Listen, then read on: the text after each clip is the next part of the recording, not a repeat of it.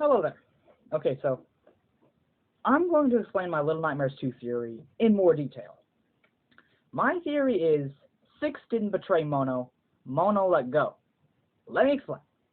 Little Nightmares 2 is a game that makes you see things a certain way by not giving you enough time to think about what you saw, by causing you to panic, and then making you focus on something else. For example, the Doctor. If you let him live, you get an achievement called First Do No Harm, with the description, it's crueler to let him live.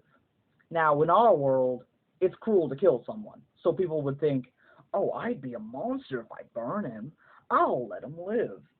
And then learn that it's cruel to let him live. Well, that would be the case if most people weren't panicking while that was happening. Most people panic and others don't. You can argue and say, well, they probably say it's cruel because you trapped him. Yeah, no. If that were the case, the achievement would say something like, it's cruel to leave him there. But it doesn't. It says it's crueler to let him live. Now on to my next piece of evidence. Mono takes off his paper bag before fighting the Thin Man. Mono had been wearing that paper bag to hide his identity. It made him feel safe. If you're going to fight, you hold on to the thing that makes you feel safe. Again, you could argue and say, well, maybe he took it off so he could see better. Well, it didn't seem to prohibit his vision at all during the game, so why would it then?